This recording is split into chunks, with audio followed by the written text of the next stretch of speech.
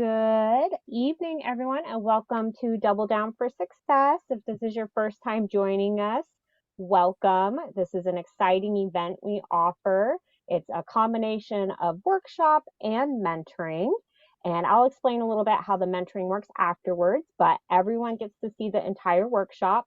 There are about 5 breakout rooms we'll have tonight for mentoring afterwards. If you don't get a chance to have mentoring, you will just stay for Q&A with our presenter, which tonight is Terry Ambrose. She is our marketing expert out of the Greater Phoenix chapter, and she's briefly going to tell you about herself and a little bit about what you'll be learning today, and we're going to go right into our 45-minute workshop.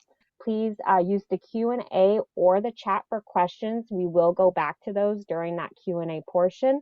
And as well, network in the chat. We have tons of other experts here from SCORE that can definitely point you to some other resources throughout the presentation. And I'll drop other links as well for how to request a mentor if you don't get mentoring tonight, and try and answer any other questions you have about SCORE and what we can do for you. So here is Terry. Hi, everybody. So welcome to Digital Marketing 101, how to market your business online. I am Terry Ambrose, and I have a digital marketing company. I have had other businesses and marketed them. So I really understand the need for marketing in a business and how it can really make or break you. So I've been a graphic designer in the past. I had a wedding magazine. So lots of need to market those type of businesses as well as any business out there. And digital marketing, the reason we're talking about that, what is digital marketing? So, really in a nutshell, digital marketing is anything that's online. Traditional marketing is going to be like your TV commercials, radio spots, billboards, print ads, but anything online is digital, right? And the nice thing about digital is that you can reach a specific targeted market. The other nice thing is that you can see how everything's playing out really clearly. So how is it different than traditional? Well, you can target your interested potential buyers more effectively with digital marketing. It's going to be less expensive typically than your traditional offline methods. Makes it easier for small businesses to compete. You can adjust and refine your marketing strategy. So let me tell you a little bit to pull all these together. So like say, for example, I'll use a magazine print ad because I used to own a magazine company. So when our customers would buy a print ad, it was an annual publication. So they had to pay, almost $5,000 for their ad for the entire year. So if they mess that up, or if they want to redesign their message or add something, they can't, right? Done. It's already, you can't unprint it. But with digital marketing, you can set like a daily budget. You don't have to set any budget. You can do it all organically. There's so much opportunity to pivot and to fix anything or look at your numbers and say, gee, I wonder if this would work better. And then you do that and it either does work better and you keep doing more, or it doesn't, you go back. So there's just a lot of flexibility with digital marketing. And then you can see what's going on because there's going to be a nice digital footprint that's left. However, your digital marketing, you can see your click-throughs and how many people visited and so on. So that's basically the difference. Digital marketing, it's going to allow you to interact and connect with your most likely to buy audience at every stage in their buyer's journey. So what that means is basically, when you think about it, maybe not the tiniest of purchases, but almost every purchase, you go through a stage. The bigger the purchase, the longer the stage is. So there's an awareness stage, consideration, and decision stage. So I'm going to show you what that looks like from a practical standpoint. So let's say you hear about a CRM, customer relationship management system, and you read about it, you hear about it, and you think, oh, is small businesses need that? Do I need that? I don't even know what that is. So what do? You start Googling, right? That's the first thing you do. So when you're in the awareness stage, you might Google, what is a CRM system? And, once you get up to speed on it, if you decide, yeah, I think that is for me, you start, considering the different things. Maybe you're saying maybe you're Googling, what are the best CRM systems, or are there any alternates to this? Do I need to have a CRM, or can I do it a different way? And then as you progress in the consideration stage, maybe you're getting more finite, like how does Salesforce compare to HubSpot, now that you know those are both CRMs? And then when you're in the decision stage, you might be doing really fine-tuning things like discount code, or, well, let me take another look at all their reviews, or you're just doing the finer details. So with digital marketing, you're able to get a message across to people, you advertise, get your whatever it is in front of them at every stage in their buyer's journey, which makes it very relevant for them compared to, again, traditional printing or traditional marketing, including print stuff. You just don't have that opportunity. If somebody puts an ad in a magazine, they really don't know if it's effective. I mean, they kind of do, right? They're like, well, are my revenues going up? But was it from that magazine ad, or was it from that thing we did last month? Like, you really just don't have a handle on it. But with digital marketing, you can clearly see, what the path is that people are taking, who's clicking, who's not clicking. I mean, you can't see details like their name and stuff like that, but you can see what's working and what's not working. So before you do any of digital marketing, though, you need to know who you're marketing to, who are you selling to. And what you're going to do is you're going to create a buyer persona. So a buyer persona is, as clear of a representation as you can get to who your target market is, who's buying your stuff, who are you perfect for. So there's many reasons that you're going to do this. It's going to drive everything from your content creation, what you're telling them, what videos or social media or anything like that you're creating, blog posts. If you know your customer well, you're speaking to them. You're not making changes, say, to your product if they won't like it. And you'll know they won't like it because you know that buyer persona so well. And some companies are going to have more than one. Like, there's not just one buyer persona necessarily for all companies, but I want you guys to understand this concept because it's really important to know who you're marketing to. Here's an example. This is just a little quick one I put together for interior design company. This is just an example for you guys.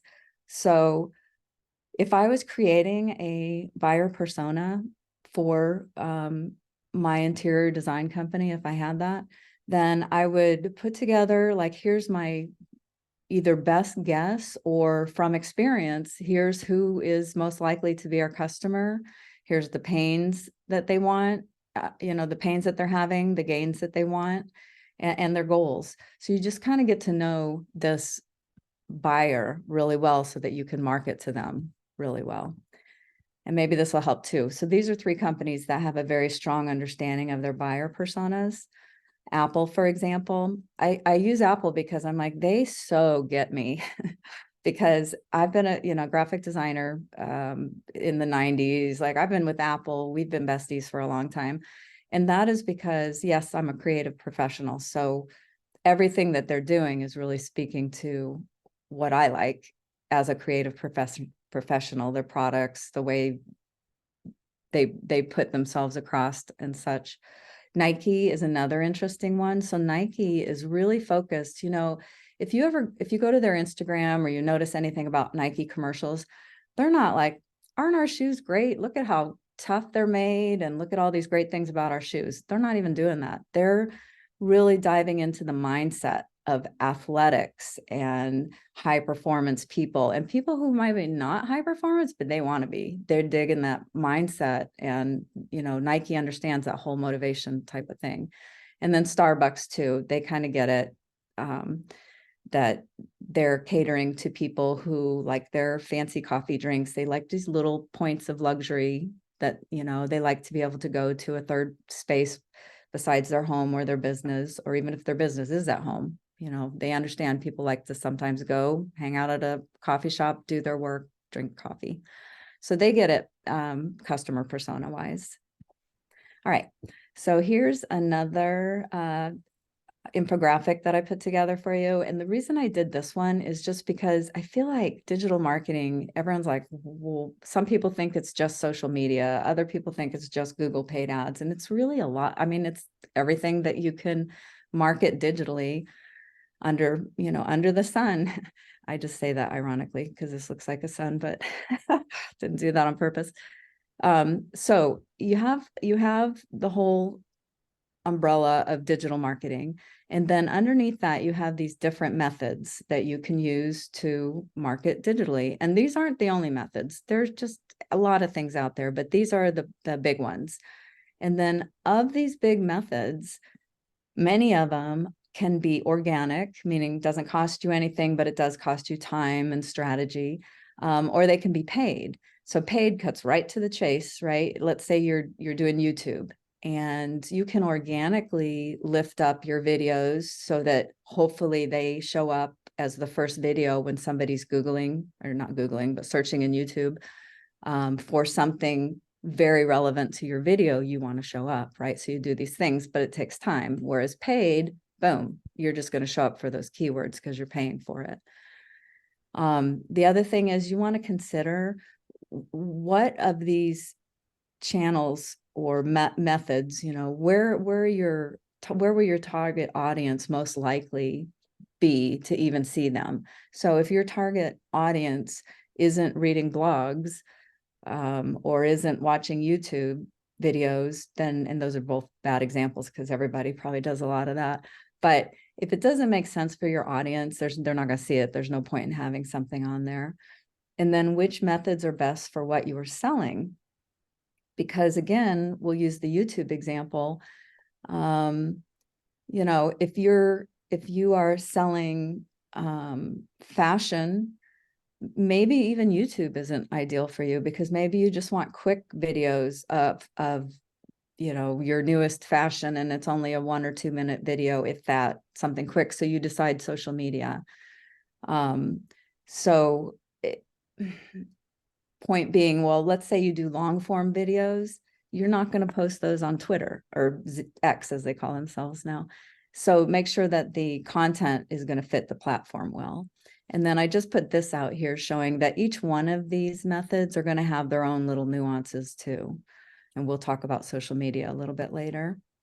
All right, so you're going to choose the right channels, the right combination, and you don't do them all. I mean, it'd be crazy. You couldn't unless you're a big company with employees and so on. You're just going to pick the best channels for you and your audience, for your industry, your time and budget, for your particular niche.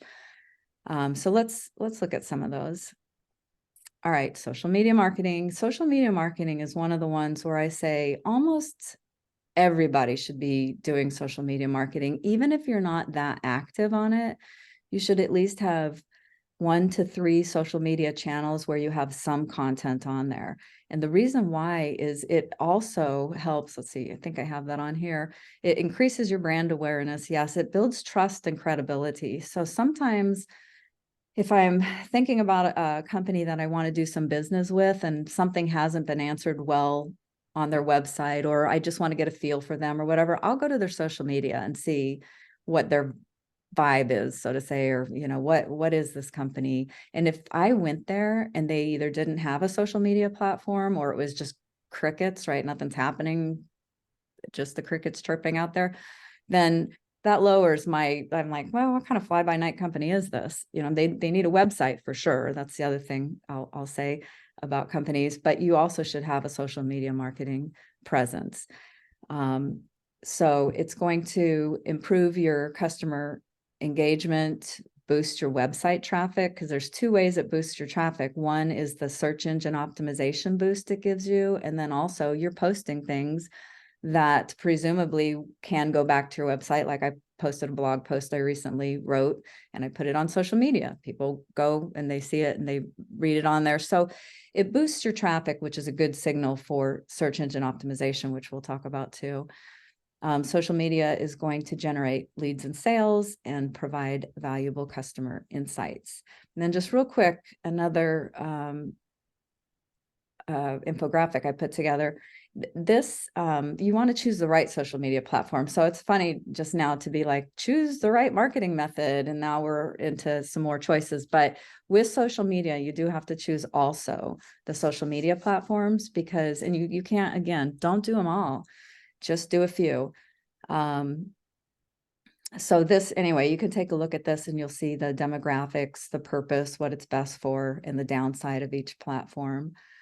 And I should say too, at this juncture, like I'm whipping through this stuff really quick because we only have 45 minutes and there's a lot of stuff to cover. So your mindset right now should be, of all these things that Terry's going over, all these marketing methods, what do I think I should be doing, or what am I doing? Should I add something else? So you're kind of collecting your thoughts on strategy. And then as far as actually doing them, you want to do a deeper dive that this webinar isn't going to give you, but you could go on, and I'll show you this towards the end too. Score.org has a lot of pre-recorded webinars that you can look at, and you just want to do some more deeper dive into whatever the platforms are that you decide to go with. So getting started with social media. I always say this with anything, any method of digital marketing, what are you trying to do here? So have a clear idea. Like at first, what you're trying to do might just be, look, I just want to build out my platforms and get my banner created and do all that. And then once that's settled, your next thing's going to be like, I want to build up an audience. And then after that, maybe the next thing would be, I think I'm going to try a little paid advertising or who knows what, but keep that going of what you're trying to do. Don't just like do it and then walk away. Choose the best platform for your brand. We talked about that. Make sure your pages reflect your brand. So if you have, say, 3 different social media platforms, they should all look very similar and they should all look like they are part of your brand and they belong to you. Post content your target customers would like. I mean, you're not on there just to chat. Some people are confused about that. They're like, I don't know what to say. I don't want to chat with my customers. I'm like, it's not that. You're putting out helpful, relevant, useful, and sometimes entertaining and sometimes not, but content that your target market is going to resonate with and want to engage with. So again, make sure your media is ideal for the channel. Consider doing paid or boosting posts whenever you're at that point that you want to check that out. That can be, they can be really helpful. And then you do want to always make sure you're checking your analytics to see what's working or what's not, especially if you're doing paid ads. Get an idea of what's working or where you need to tweak it or not. And then you learn more again from Score webinars or other resources, because this whole thing can be and is a webinar in itself. And even then it doesn't quite cover it all. So if you put that on your checklist to learn more about social media, if you don't already know a lot about it. Search engine optimization, I'm putting the important ones really up front. That's another biggie where, a lot of people that they feel like, that's so technical, but it's not. I mean, some of it is, and some of it is not. And you want to watch a webinar, learn more about what search engine optimization even is, because the thing is, SEO is going to help your ideal customers find you. And it's the best thing since sliced bread. I mean, it's really awesome. It's something that you could only do with digital marketing. And you want to learn as a business owner how to take advantage of that. So it's going to boost your website visibility in organic search rankings. That means when somebody types something in, here, let me show you. So I had put this together Googling business leadership groups in Arizona. I can't remember why I was doing that, but so these are all paid, right? Sponsored, sponsored, sponsored, all those 4 top ones. And then these 3 right here, these are the top 3, and they say 60% of clicks go to these top 3. And they also go to the sponsored ones too, of course, but some people just go right to the sponsored one and they grab that one, and some don't. And that's because some of the sponsored ones, they're not even as relevant to your search as the organic ones because they're paying to be there. So sometimes I just jump right to the organic. So, back to this though, or organic low cost strategy. SEO is compared to paid ads. And I mentioned before, 60% of the clicks go to the top 3 search listings, strong ROI for small companies over time, and then gradual but lasting growth. So again, learn more about SEO. You won't regret it. That's going to be a real important one for you. All right, email marketing. So email marketing, also a really good one. The thing with email marketing though, right, is you need to have some emails to market to. So what you can do is, so let's just go through these real quick. It's a cost-effective way to reach your audience. It allows for personalized and highly targeted messaging. So true. And again, that's one I just can't go into right now, but you can get an email from a company that the other customer isn't getting because they're in a different, it's segmented to speak to you and to them differently, depending on the actions you've taken in the company or with the emails and so on. Easy to track and measure the success, can help build brand awareness, and is one of the most effective for sales. And of course it is, because think about this, when you have the email addresses, the way you're going to get them is maybe through an opt-in email. So you've seen these, you guys have filled them out, right? This person sign up and save and you get some discounts. This one's given you 150 plus content creation templates. And these guys, how good are you at WordPress? Curious? Take the quiz. Some of these I think are better than others because these guys aren't necessarily going to be interested in your continued content. I don't know, it depends, but you want something, you want to give them something that not only is valuable in return for their email, but has them wanting to not opt out, has them wanting to opt into your emails because they're like, more of that, please. Yes, more. I'm interested in your company. So then back to what I was saying about one of the most effective for sales, you can see why. These are highly targeted people for your business. All right, to get started, you're going to choose a platform because there's different email marketing platforms. You can't just send it from your regular email. You're going to get the list of subscribers we just talked about. You're going to write some compelling email copy, and then you can segment your subscriber database like we talked about. You can test to see what's working, what's not working, or what might work better. And then again, track the performance metrics.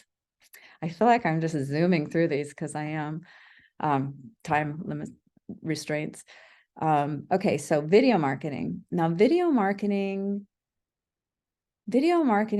feels a little vague because there's so much to do with video, and you can have specific strategic campaigns of video marketing, or you could just be doing a video to put on social media.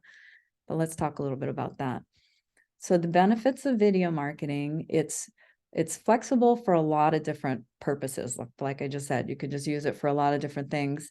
It's more compelling, allows for storytelling,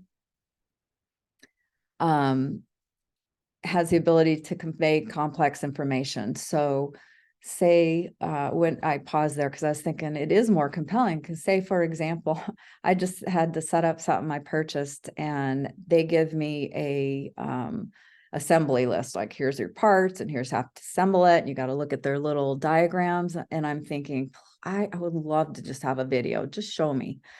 So that's another thing on here. Helps explain products or services, if I didn't mention that already. Allows for an emotional connection with the viewers. So you can do things that really speak to their heart. And you can do that a lot easier with video than you can with other things. And then the social media algorithms, every algorithm, it seems like they really favor you or video content, and users are more likely to share and engage with video content too. So I put together just a few ideas. For example, you can share customer testimonials and success stories, create product demos or tutorials.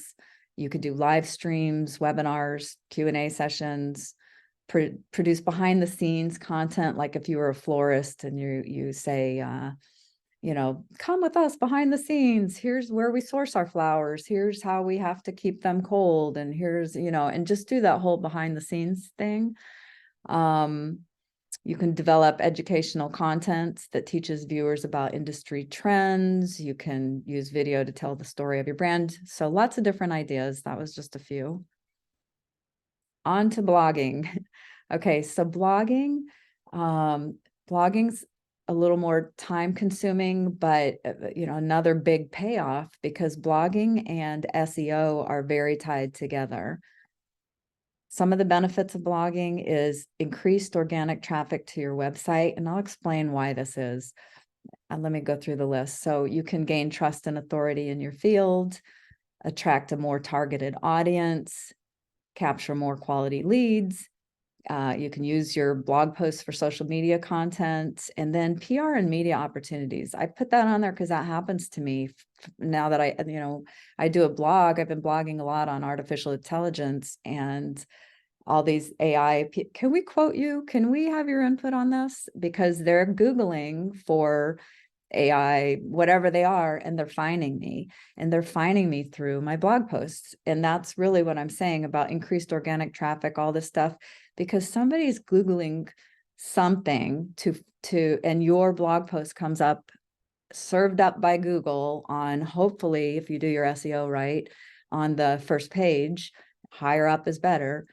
And so the whole point of the blog is to pull people to your website, or the blog is, that's on your website. So they're just clicking on that, reading your blog. You've got other links in there. I think I go into that here. Yeah. So you have other links on there, which give more authority to it. So it's this whole blogging ecosystem, but it's very tied into search engine optimization. So here's how you do it. You're going to create a blog section on your website. Almost every website, no matter if it's WordPress or Shopify or Wix or Weebly or GoDaddy or whatever, wherever your website is, chances are you could do a blog on it. And then you don't just blog about whatever, like, I think I'll blog about this. No, because you'd be wasting your time. You want to do some keyword research. That's another thing. I won't have time to go into that today, but you can look up, how do I do keyword research? And you're going to find out, what are people asking about relevant to your industry? And then you're going to write about that. You want to create relevant, valuable content. You want to optimize the content, meaning the blog, for search engines. You want to have internal and external links. I talked about that just a minute ago. And increase your search engine optimization through backlinks. That's just other people linking back to your web article, which gives it more authority. And then, of course, monitor your analytical data and adjust as needed.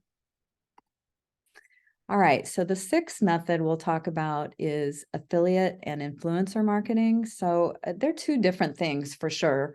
I kind of put them together just because they're a smaller portion of what people do. Influencer marketing, you're probably familiar with that. Somebody who has a large following on one of the platforms, either YouTube or social media, or just a lot of traffic to their website.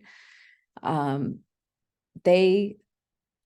the influencers are going to be social media and YouTube. The traffic to the website is affiliate, but basically they have a lot of following. So if you're having somebody market your business as an affiliate, then you don't pay them until a sale happens. They don't get paid until a sale happens. And that usually happens through a whole affiliate third-party company.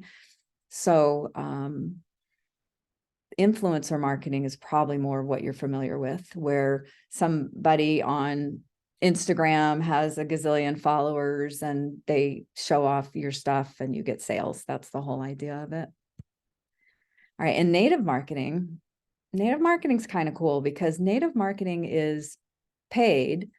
You have to pay to play kind of thing, but it looks like it's organic. So here's an example. Say you have a food and beverage company, and they're sponsoring a cooking show to feature their products, but they don't want just the standard sponsored by blah, blah, blah. What they want is to look like it's seamless, look like they didn't sponsor it at all. It's just that this cooking show is showing off all of their products and using their products. And people are like, oh, I definitely need to get Dave's Butter Delight or whatever they're using. Example 2, a car manufacturer sponsoring a travel show. So imagine somebody's doing they're traveling in Italy, they're going up and down winding roads. And in the commentary, the guy's saying stuff like, or the gal saying stuff like, this is what I love my blah, blah, blah car. It's what I love about this car is how it grabs the turns so sharply. And then look how well the shift fits my hand or whatever they're saying. But the point is, it looks like that guy just loves this product. So the product has nothing to do with, like, they didn't buy their way into this, but that is exactly what native marketing is. It's marketing that's done in a very transparent, seamless kind of way. Okay. Now, for those of you who are local, you're going to want to do localized digital marketing. So if you are let's say you're a landscape company, well, let's say you're a stair company. I just had this conversation with my brother. My brother owns a high-end company for making just beautiful staircases and all this stuff. And his website was lovely, but it just said like beautiful artistic staircases or something. And I'm like, yeah, that's great, but that's not going to get you business. Like, what you really need to make sure you say on there is something like Tucson stair renovations, or something. Just make sure it's going to sound good, but you have to strategically think of what's going on your title and your subheads and stuff on your website, and make sure that they're optimized that people are clear that this is for local. Like, you're not mowing the lawn for somebody in Washington, all here local. So that's just one very obvious thing to do. This is something that a lot of people don't necessarily know so obviously, which is to register with your local directories. So register with Yelp, register with any, like if you were a home advisor kind of company, you do anything under that umbrella, then get on those type of registries, so that, because that signals back, there's so many things that does, but it elevates your search engine optimization for your website. But more clearly, especially Google My Business, that's how you show up on those maps. You're Googling for some company and you see all these listings, then you see people on the map and stuff. Those are businesses that are registered with Google My Business. So make sure you do that to increase your visibility and to reach local customers. And then you can also run geographically targeted ads. So you can do that with social media, and you can do that with Google and get real specific on who you're trying to reach in the area that they are. All right. So, in paid digital advertising, a lot of times people just think, well, paid advertising, that must be Google. That's mostly what people think. That's a Google paid ads. And that's a huge part of it. Absolutely, it is. But there's other things too. You can advertise, like we talked about, social media advertising. You can do influencer, hire some, and the thing with influencers, by the way, there's no set rules. It's like some of the influencers are going to have like, here's how many followers I have, therefore here's how much it costs, or it's a wild west out there. But that also is paid digital advertising. So is affiliate. And we talked about native. And then email marketing, I included that as paid only because, you usually think, well, email marketing's free. I don't have to do anything there, do I? But really you do, because so you can get certain email marketing platforms, and up to a certain amount of emails, it is free. So for you right now, if your company's new and you don't have a lot of emails, basically it's free. But the more emails you start marketing to, then it starts costing you money. And then of course, the big one, Google pay-per-click. And that is where we were seeing, when I showed you that, as I was Googling and you could see sponsored, that's the pay per click. And it's not just those. You can through Google pay-per-click, you can advertise on YouTube. There's all sorts of different ways you can do it with Google. I personally, I mean, it depends on the business, but I really like, it does depend on the business actually, but a lot of the businesses that I've worked with, I really like the just straight search ads. Somebody searching for something pertaining to your company and you want to show up number one for it. That's the way to go. Although, like I said, and this next slide is actually very appropriate.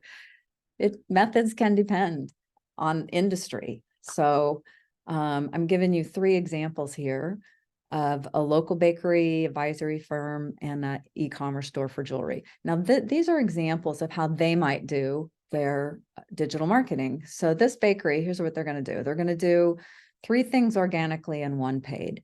They're going to do some social media engagement, and they're going to post photos of recent wedding cakes and birthday cakes and stuff they've done. And I don't know about you guys, but have you seen lately what bakeries can do with cakes? I mean, it's amazing. And I would bet those kind of posts get a lot of interaction because it's interesting and they're beautiful. But they're trying to do something with social media to get the engagement coming.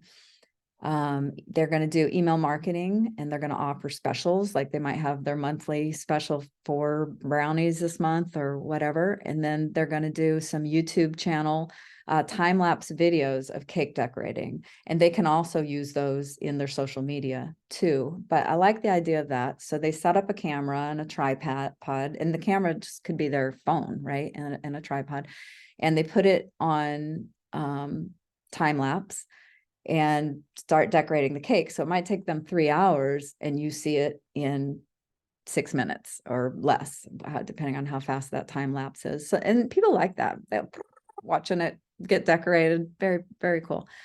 And then for paid, they're going to do some Facebook ads targeting recently engaged couples. And that's one thing that's very cool about Facebook and some other platforms is they have that status, like I'm married, single, whatever your status is, recently engaged. So that's gold for anybody in the wedding industry. This financial advisory firm, they're going to do a blog on trusts. And they did their keyword research, and they find out that people are asking a lot of questions about trusts. So they want to be the one out there answering those questions so they can get that business. They're going to do webinars on investment strategies. They're going to do LinkedIn engagement to connect with professionals seeking financial advice. That one's maybe a little obscure, but definitely you can interact on social media, pulling in potential clients. And then they're going to do also paid, 2 things paid. One, they're going to do Google ads for keywords related to financial planning services. And they're going to also do sponsored LinkedIn posts targeting specific job titles. So those things are paying for.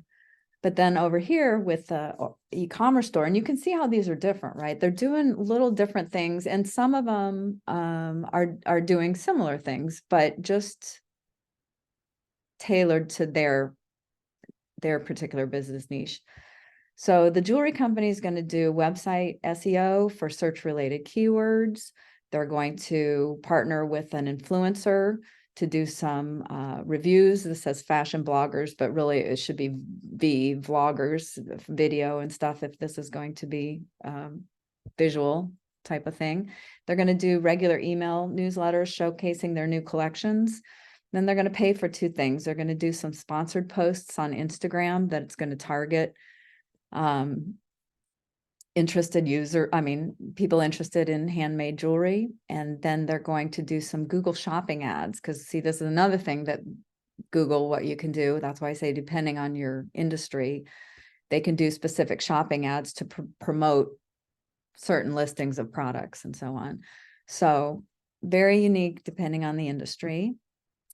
And that's really all the methods we're going to talk about today. And again, I apologize. I know I went like bam, bam, bam through them. There's so much more that goes along with it. But I think this is going to help you just get a good understanding of like the digital landscape that's out there.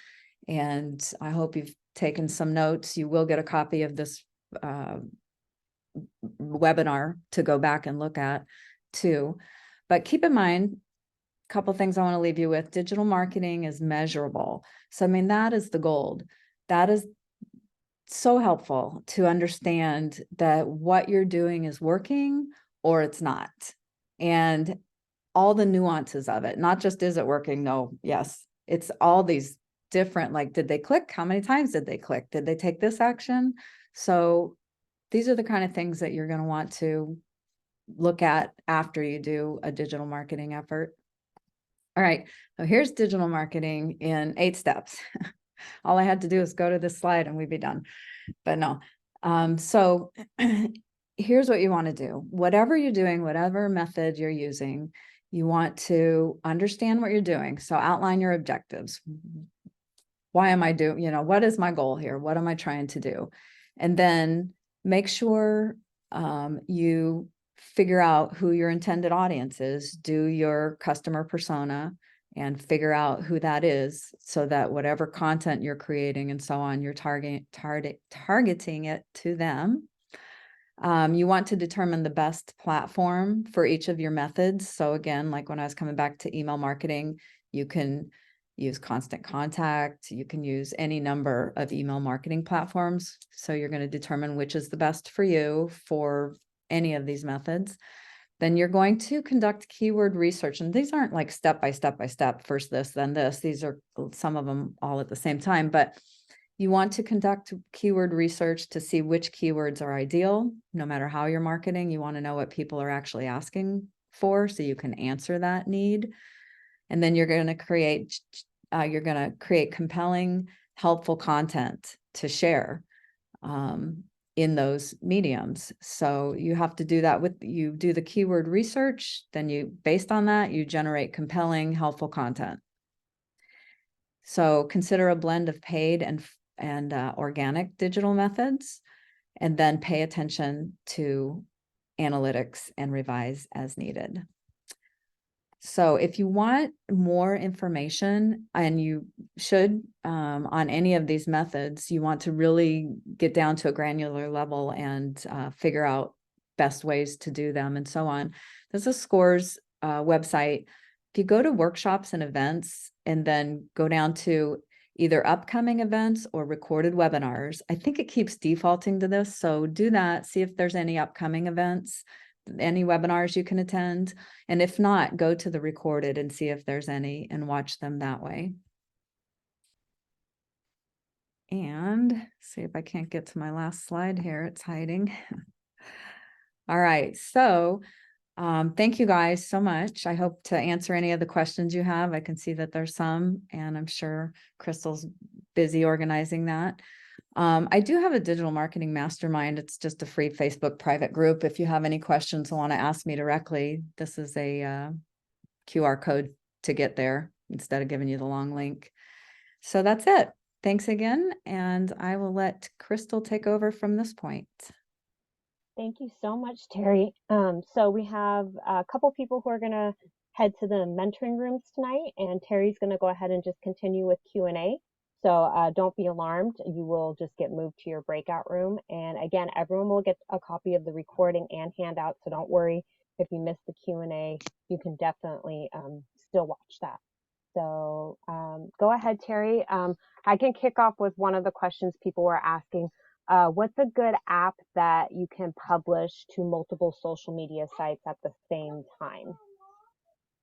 Oh, there's a lot of them. There's Hootsuite.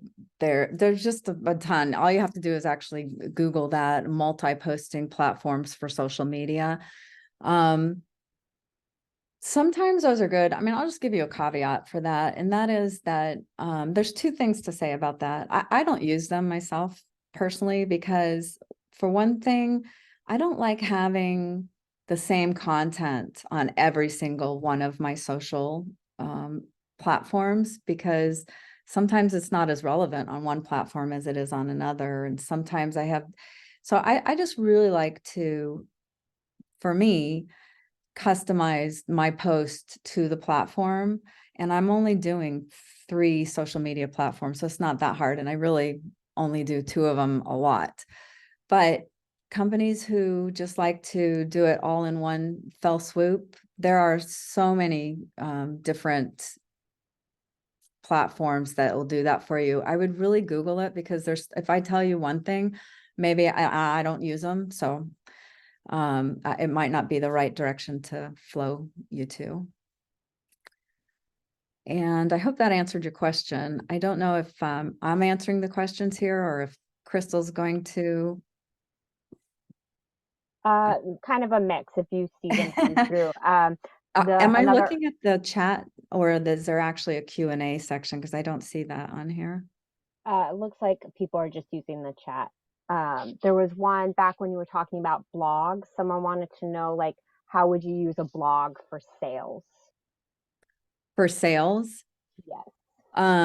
Well, I'd be curious what they're selling, but the whole point, okay, let me see. I'm trying to think of, let's go back to the landscaping company, and you're trying to sell your services of landscaping, and you want to show, oh, now I have a new view. You guys, your view didn't change, but mine did. So you do some keyword research, and you find out that, interestingly, in Phoenix, people are Googling a lot about, how do I care for my African sumac tree? And they notice that's a query that's asked quite often. And then they look to see, and not a whole lot of people are answering it well or right. So they create a blog post about it. They optimize that blog post for those keywords. They put enough of the keywords in there. They do all the things, you have to add images. There's certain things you do to help elevate your search engine, so that when people are saying, how do I treat my ailing African sumac tree, your blog post speaks to it. And maybe your blog post says something like, here's what you do. But if it's not working for you, or you just want to hand it to a professional, we do that. Here's a link to our, so the point is that you're looking for keywords that pertain to your business that a lot of people are asking about. You want a blog to answer that question or to fill that need. You want to optimize so you show up on top, so that when people search, they click you because there you are.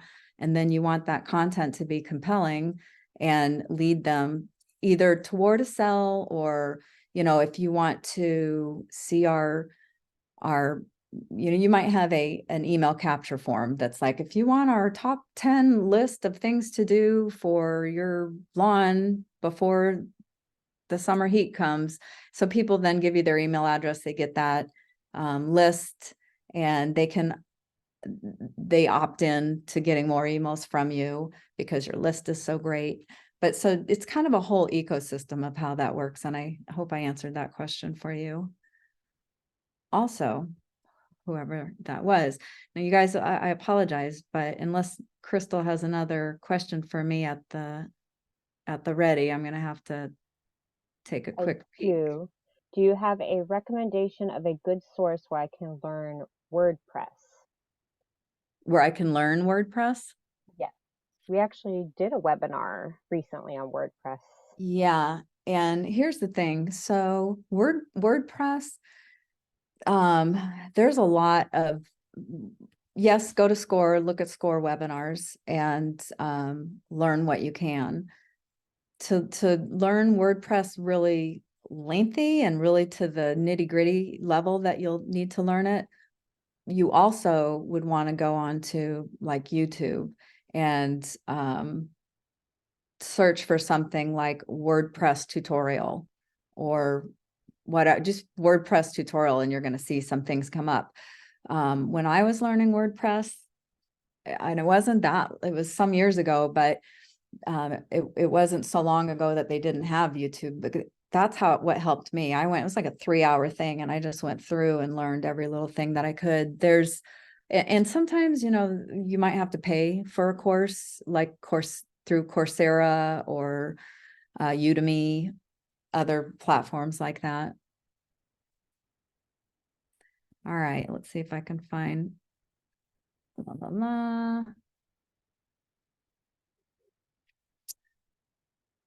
Somebody said Hootsuite, yeah, or Metricool are some options for publishing software, for publishing. I mean, they're for publishing social media posts. Hootsuite I've used before a long time ago.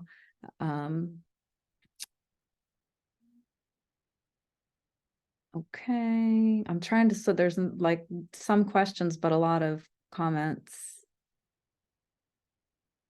Someone was asking about Linktree. Yeah, okay, what are they asking about it? I think it was in reference to like the social media like apps and connecting different social medias together. Were they asking a question? No, I think it was just a question in regards to what you were talking about. Because Oh, someone okay, else mentioned Hootsuite and Metricool Metrical. for publishing software.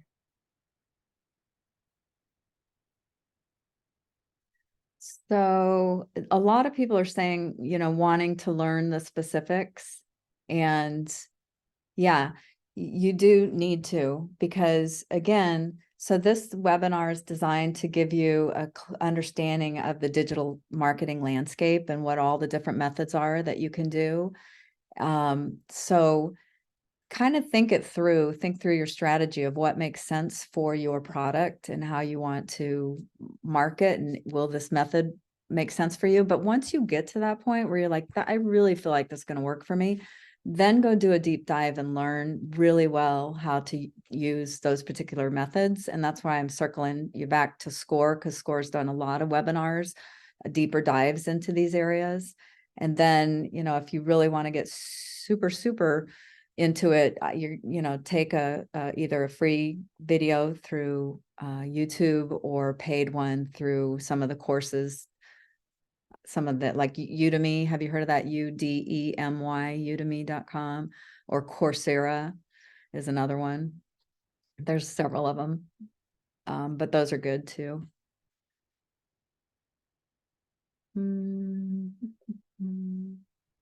WordPress. Someone's asking, what is the best CRM to use? Oh, that's, I only laugh because I'm like, did we not cover that on a slide? But actually, we didn't. It's just funny that's what. So customer relationship management system, CRM. I use one that isn't as popular as some. It's just a personal one that I use called VBout, but HubSpot, Salesforce. If you Google what best CRM, whoever has the first place spot of best CRM, they've probably been there for years and they are getting a lot of benefit from that blog post. But because that's a common question, what is a CRM? So Google it, look at one or two of those articles. And then when you kind of narrow down which one you think is the best for your needs, then, maybe you choose two of them, you start comparing them, you'll get to so you're going through, whoever asked that question, Andre, you're going to go through and do some education, and the answers that you're going to get are digital marketing in action. The answers you're getting are people who have a vested interest in you buying their stuff. So look and see whoever wrote that blog post is either a company that does a CRM, or they are an affiliate marketer who wants to make money on referring the best CRMs, not just any CRM, because their reputation is on the line. So anyway, is there a good source to learn the art of blogging, especially the monetization side? Have you ever done a webinar? Yeah, I mean, I should probably do another webinar on blogging. I haven't done one. In fact, I don't think I've done a webinar. I did I wrote an article for SCORE on blogging. But the monetization side is either affiliate links, or if you have enough traffic, then it's sponsored posts and stuff like that. But as far as a good source to learn it, again, I'm just circling back to the same things. I don't know if SCORE has that on their list of webinars already viewed, but if they don't go to YouTube, there's a ton of them on there. Some are better than others, so you kind of have to sift through. Let's see. I hope I'm not missing some. I'm sure I'm missing some obvious questions here. It's just hard to. And I did mention people can raise their hand if you want to ask your question. I know sometimes it's kind of hard to type out. Gladys said about HubSpot and LACRM. I don't know that one. But yeah, HubSpot is, it's great, actually. It's one of the state-of-the-art ones. Looks like. Can I ask a question, please? This is Vasu. Yes. Okay, thank you. Thank you, Terry, for a wonderful presentation. My question, actually, I have two questions.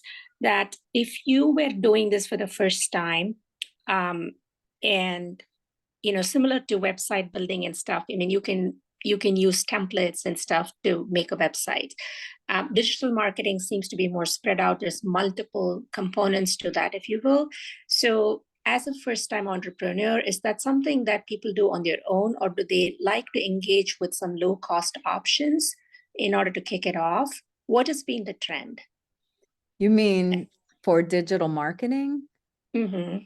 Everything encompassed, right? Like what you went through, all the different things and channels and methods and platforms. Is it something that people are able to comfortably do on their own for somebody that has, a good level of professional? Yes and no. So yes, because you're not doing all of it. You're not doing all these things. You're just looking and seeing all the different methods that are out there that you can use, and you're going to determine which one's the best for your industry, and then you're going to start doing it. So you might just start with social media and nothing else, and you're doing that. And once you get that done well and situated, then you move on to, we should do some SEO because we really need to make sure we're on top of that. Then you do that. So with one person who's running their business, and I know, believe me, if you don't have an assistant or other employees, it can be a challenge. I left one company where I had not a lot, but I had several employees, and then on my own, and I'm like, darn, I'm spoiled because there's a lot to do just as a one person show. So I feel your time constraint and all that. So you can hire people to do this for you. You can hire people to just advise you. You can hire people to actually do it. But if you're brand new at it, I wouldn't even do that right at this stage. I would educate myself as much as possible, not necessarily for the end goal being that you do it all yourself, but it's really good for you to know how it works so that either you can do it yourself, or you can hire somebody with a more informed, like you can be more informed about what you're actually hiring for. So does that make sense? Did that answer your question? Yeah, definitely. A follow-up question is also about, so personally for me, if I have to write something, I think that doesn't daunt me. But if I have to make a video, that is something that I've never treaded in that space. So again, from a video making, whatever activity perspective, are there cheaper options out there that can help edit the video and all that? I'm sure that is, but just from your experience. Yeah. Okay. So this is a great question. What is your business? What are you selling? So I haven't kicked off, but I'm in the process of building it, and I want to sell products that are natural for the, for the makeup line, basically, and that is based off a holistic science. So it's got some rhyme and reason and logic and stuff, but it's all going to be natural products for makeup. So with video, you can start at you don't have to be like full production scale videos right away. And maybe you never really need to get you need to get a good microphone, some good lighting. You can, you can use all this stuff is pretty inexpensive setup. And once you have that, if you don't want you on camera, then and it's makeup, you're gonna need somebody, right? 'Cause somebody's gonna have to show off this makeup. But the production, as long as your lighting is really good and your microphone is good, if you have an iPhone, the camera in the iPhone is perfectly acceptable for doing the kind of videos that you would need to do. If you don't have a good camera on your phone, you can buy an inexpensive, pretty, like $400 for a good camera, to do the digital recording for you. So I don't know if you were asking about, like production costs or setup or whatnot, or if you're asking more about you being a little camera shy, or I'm not sure. So I'm like throwing everything at the wall and hoping I'm answering your question. It's a combination. You're right. So definitely, I'm not ready to get on, my videos. I mean, except for maybe something like an introduction or something. But just the whole, there's so much to learn and do. And like you said, it can really convey the story, but it has to be done right. So I feel there's a lot at stake that could go wrong. So I want to make sure that as a startup, I have the right resource building those videos. And I was wondering if there are, again, inexpensive options for that. And there's other options too that might not be actually having a model on camera. I mean, there are other things that you can do. One is going to be more effective than the other. But if you just want to start out without having a model and you're just having a voiceover and, panning across the product and making a compelling video by,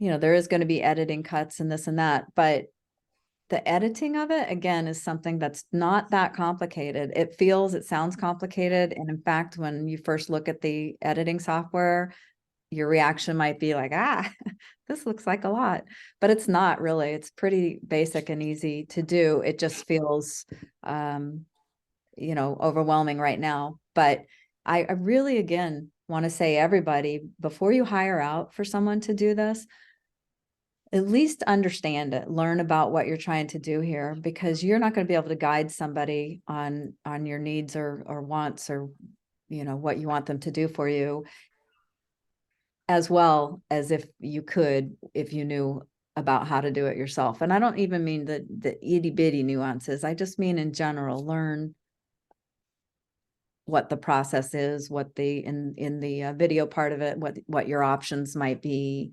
what you'd have to, what a setup might look like. There's all kinds of stuff you can learn about that by Googling it. Because so many people wanting to sell you their products, wanting to sell you their course on how to do this, and they're all answering your Googled questions with relevant, valuable content, which is what I'm saying for you all to do, to answer other people's questions who are inquiring about something pertaining to what you offer for sale. Yeah. Well, great. Thank you so much. Yeah, thank you. All right. Did we have any other questions, Crystal? Do you know, or if anybody had a question out there who's still here and I didn't answer. Oh, here Peg says, Filmora. Yeah, Filmora is a great editing. I think Filmora actually is only, I thought Filmora was only Macintosh. I don't think you can do Filmora as a PC. I don't know. But CapCut is a free video editor. Adobe Premiere Pro is not free, but there's a ton of oh, Peg says it is PC, Filmora. Okay, so I might be confusing them with somebody else that is only Macintosh. But yeah, lots of video editing software out there, like so Adobe Premiere Pro, for example, that's going to be like your top of the line. That's industry standard for high-end video. And then CapCut, which I use Adobe Premiere Pro, and I also use CapCut, which is, I feel like you're going from the the Rolls Royce, the fabulous can do everything, to just basic and simple and gets the job done. So, yeah, CapCut's another freebie to try out. Okay, I think I've looked through and I don't see any other questions. Are you still here, Crystal? I'm still here. Are we done with the question portion that, as far as you can see? Yeah, it doesn't look like any other questions have come through. Diane's So asking, how do you spell cap? Like CapCut? Is that what you're asking? That's CAPCUT, CapCut. What is the name that you just said was easy to use? CapCut. Yeah, CAPCUT. And it's a free one. So, okay, Crystal, sorry, I didn't mean to interrupt. oh, no worries. Thank you so much, Terry. And again, a lot of the questions they were asking if they'll get the recording and slides. And yes, just give it a couple days. You'll get that to the email you registered for the event with. Definitely check out our upcoming workshops. We have an AI one coming up tomorrow. We always have tons of marketing ones that will go more in depth into what Terry was talking about. Again, reach out to a mentor. We have tons that specialize in marketing that can also help you. We have tons of templates online. So definitely we are here for the life of your business. So whether it's marketing or anything else, connect with us. There's chapters nationally, so not just Phoenix. I know we have a lot of people on from other states, and that's totally great. So we just want to thank you all for being here tonight, and we look forward to seeing you in January for our next event. And look out for that. Thank you again, everyone. Thanks, everyone. Bye.